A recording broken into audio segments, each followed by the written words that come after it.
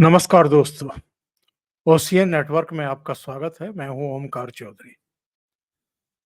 महाराष्ट्र में कुछ-कुछ घटनाएं ऐसी घट रही हैं, जिनसे पता चलता है कि जो एमबीए के 3 घटक दल हैं, उनमें सब कुछ ठीक-ठाक नहीं चल रहा है। हरियाणा में एक तो हार हुई कांग्रेस की और बड़ी करारी हार हुई। उसके बाद संजय राउत के कुछ बयान आए और सामना में भी उन्होंने लिख मारा कि जीती हुई बाजी कैसे हारी जाती है, ये कोई कांग्रेस से सीखे। उसके बाद प्रियंका चतुर्वेदी का on camera Bharatiya Janata party को बधाई दे डाली। फिर संजय राउत का एक और बयान आया, जिसमें कहा गया कि साहब ये जो महाराष्ट्र के कांग्रेस के नेता हैं, ये इंडिपेंडेंटली अपने स्तर पर कोई भी फैसला लेने में पूरी तरीके से नाकाम है, बल्कि दिल्ली के आसरे हैं। इनको हर बात के लिए दिल्ली में अपने नेताओं से बातचीत करनी पड़ती है या दिल्ली का चक्कर लगाना पड़ता है। नाना पटोले ने वैसे उनको जवाब दिया कि हम तो अपनी टॉप लीडरशिप से ज़रूर बात करते हैं और बात करनी भी चाहिए। हमें नहीं पता कि आप अपने नेता से बात करते भी हैं या नहीं करते हैं। जो सिर-फुटअव्वल चल रही है सीटों को लेकर के, मुख्यमंत्री के चेहरे को लेकर के, वो तो चल ही रही है। सबसे बड़ा संकट ये खड़ा हुआ है कि शरद पवार खेमे की तरफ से एक चर्चा छिड़वाई गई और चर्चा भी ऐसी जिससे तमाम तरह के संदेहों के बादल घिर आए और मामला यहां तक सीमित रहता तो और बात है। खुद उद्धव ठाकरे को भी असहज कर दिया इस चर्चा ने, इस अफवाह ने। और गृह मंत्री अमित शाह, वो तो इस पर सफाई क्यों देंगे या भारतीय जनता पार्टी अपनी तरफ से सफाई क्यों देगी। लेकिन एक पुरानी घटना जरूर इससे तरोताजा हो गई और घटना 2019 की। नतीजे आ चुके थे। भारतीय जनता पार्टी और शिवसेना को पूर्ण बहुमत मिल गया था। लोकसभा का चुनाव, विधानसभा का चुनाव दोनों मिलकर के लड़े थे। देवेंद्र फडणवीस को मुख्यमंत्री पद की शपथ लेनी थी, लेकिन यही उद्धव ठाकरे और संजय राउत अड़ गए। और के क्या कहकर के अड़ गए कि साहब बाला साहब ठाकरे के रूम में बैठ कर के अमित शाह ने ये कहा था कि जी 2.5 साल मुख्यमंत्री बनेंगे भारतीय जनता पार्टी और शिवसेना के। अमित शाह ने इसका खंडन किया कि ऐसी कोई बात हुई ही नहीं थी, ऐसी कोई बात ही नहीं थी। और अब चर्चा क्या चलवाई गई है शरद पवार के कैंप के द्वारा, क्योंकि जिस चैनल ने ये खबर चलाई कि उद्धव ठाकरे की मुलाकात देवेंद्र फडणवीस से हुई है और संजय राउत की मुलाकात अमित शाह से हुई है, उस चैनल का स्वामित्व शरद पवार के करीबी के पास है। अब ये चर्चा क्यों चलवाई गई, मकसद क्या था?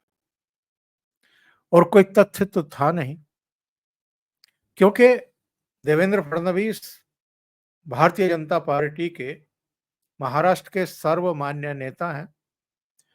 अभी भी उप मुख्यमंत्री भी हैं, गृह मंत्री भी हैं। उनसे कोई भी मिलता है या वो किसी से मिलते हैं, तो ऐसा तो है नहीं कि वो चीज दबी छिपी रह जाएगी। वो तो सामने आनी ही आनी है, ऑन रिकॉर्ड भी आनी ही आनी है। लेकिन ये खबर चलवाई गई। पहले ये मराठी मीडिया में दौड़ी, उसके बाद नेशनल मीडिया के भी कुछ हिस्से ने इसको इस तरीके से चलाया कि जैसे ये सच्ची हो कि साहब कुछ पक रहा है उद्धव ठाकरे कैंप के बीच में और जो आपका देवेंद्र फडणवीस यानी भारतीय जनता पार्टी, एकनाथ शिंदे और अजित पवार के कैंप के बीच में कुछ पक रहा है। अब ये क्यों पकाया गया? जहां तक शरद पवार के पॉइंट ऑफ व्यू की बात है, तो उसका तो सीधा-सीधा समझ में आ रहा है कि साहब जिस तरह की शेखी बघार रहे थे, डींगे हाँक रहे थे, दावेदारी कर रहे थे उद्धव ठाकरे सीटों को लेकर के कि हम तो 120 सीटों पर लड़ेंगे। पहले तो ये इन्होंने प्रेशर बिल्डअप किया कि साहब चेहरा हमें घोषित करिए। संजय राउत ने कितनी बार ये बात कही कि साहब पहले चेहरा तय हो जाए, उसके बाद सीटें तय हों। चेहरा तय नहीं हुआ। शरद पवार ने भी कह दिया, कांग्रेस ने भी कह दिया कि साहब जिसकी ज्यादा सीटें आएंगी उसका मुख्यमंत्री होगा। लेकिन उद्धव ठाकरे चाहते थे कि जिस तरह 2019 में केवल 56 सीटों के साथ उनको मुख्यमंत्री का पद प्लेट में रख करके दे दिया था इन दोनों दलों ने, उसी तरह अब भी ये उनको मुख्यमंत्री बनाने का आश्वासन दें और इसकी घोषणा करें। और आपको याद होगा उद्धव ठाकरे तो दिल्ली में आकर के बैठ गए थे 3-4 दिन के लिए और सोनिया गांधी को भी इन्होंने मैसेज भिजवाया था, मिलने की इच्छा जाहिर की थी। तो क्यों दिल्ली में डेरा डाला था? इसलिए कि राज्य के स्तर पर यानी शरद पवार के स्तर पर, नाना पटोले के स्तर पर और जो इनके महाराष्ट्र के प्रभारी हैं, उनके स्तर पर भी चीजें सिरे चढ़ती हुई दिखाई नहीं दे रही थी। कोई जुम्बिश ही नहीं ले रहा था। तो इनको लगा कि मैं सीधे जाकर के सोनिया गांधी से ही मुलाकात कर लेता हूँ, वहीं से तय करवा देता हूँ कि साहब मुख्यमंत्री का चेहरा उद्धव ठाकरे होंगे। लेकिन सोनिया गांधी ने तो मिलने का समय ही नहीं दिया, राहुल गांधी ने मिलने का समय ही नहीं दिया। तो उद्धव ठाकरे और संजय राउत को वापस मुंबई लौटना पड़ा। तो कोई भी इनको मुख्यमंत्री के चेहरे के तौर पर घोषित करने को तैयार नहीं है, इनको मानने को तैयार नहीं है कि मुख्यमंत्री। अभी नॉमिनेशन दाखिल करने की प्रक्रिया शुरू होने वाली है और भारतीय जनता पार्टी अपनी 99 प्रत्याशियों की सूची जारी कर चुका है। भारतीय जनता पार्टी 150 सीटों पर लड़ेगी, ये तय हो चुका है। एकनाथ शिंदे शिवसेना 80 से 90 सीटों पर लड़ेगी, तय हो चुका है। अजित पवार उनकी पार्टी 50 से 55 सीटों पर लड़ेगी, ये भी तय हो गया है। लेकिन अभी तक जिसे एमवीए और जिसको इंडी गठबंधन कहते हैं, वहां अभी सिर्फ उटव्वल चल रही है। वहां अभी कुछ भी तय नहीं हो पा रहा है। हालात क्या हैं और इन हालातों में जो उद्धव ठाकरे कैंप की तरफ से धमकियां दी जा रही है, अल्टीमेटम दिए जा रहे हैं, 24 घंटे में ये तय कर लें, 48 घंटे में ये तय कर लें, उस पर कांग्रेस और शरद पवार जुम्बिश ही नहीं ले रहे, कान ही नहीं दे रहे, अनसुना कर रहे हैं। उद्धव ठाकरे बहुत बुरी तरीके से फंस चुके हैं, उनके पास कोई विकल्प भी नहीं है। तो शरद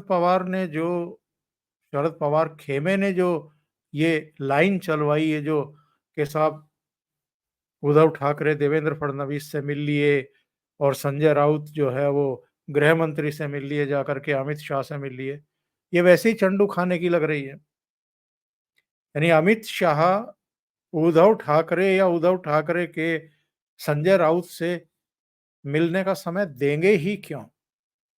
जरूरत ही क्या है उनको? और वो भी दूध का जला भी छाछ भी फूंक फूंक करके पीता है। 2019 में वो मातोश्री क्या चले गए थे, एक ऐसी अफवाह उड़ा दी इन्होंने, एक गठबंधन तोड़ने के लिए एक ऐसा बेस बना दिया जिसका कोई सिर पैर नहीं था। दूसरी घटना, अपने योगेंद्र यादव भारत जोड़ने के लिए महाराष्ट्र के अकोला गए थे। अब पता नहीं कैसा भारत जोड़ने गए थे कि लोग इन्हें ही तोड़ने पर आमादा हो गए। जहां ये भाषण देने के लिए पहुंचे थे, वहां अचानक एक भीड़ घुस आई और उसने आकर के इनके माइक वाइक भी तोड़ दिए, कुर्सियां उछालनी शुरू कर दी, धक्का मुक्की करनी शुरू कर दी। जितने मंच पर कुर्सी उर्सी रखी थी वो सब उठा करके फेंक दी।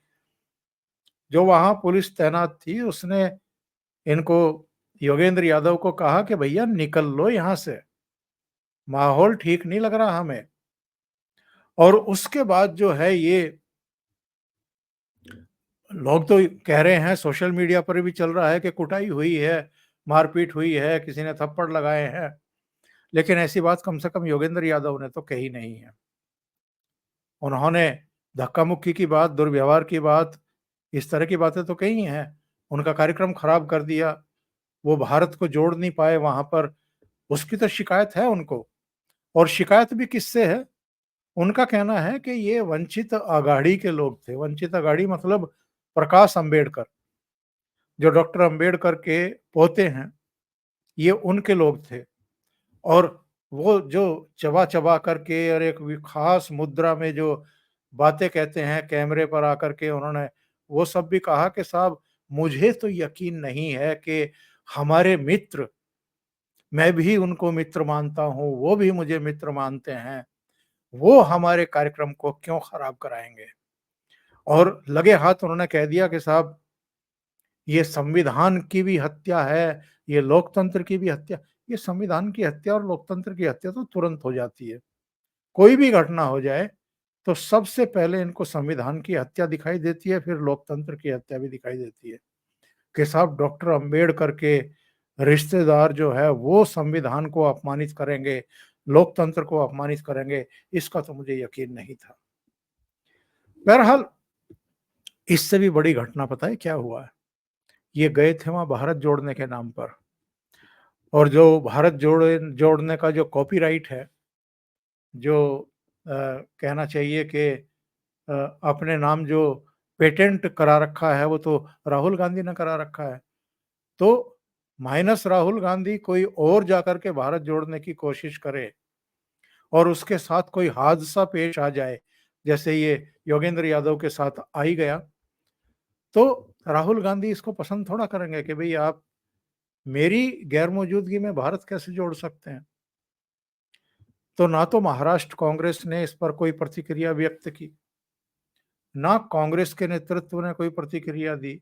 और आश्चर्य का विषय है कि विपक्षी दलों में भी बड़े नेताओं में से किसी के मुंह से एक बोल नहीं फूटा कि साहब योगेंद्र यादव के साथ क्या हरकत हो गई है।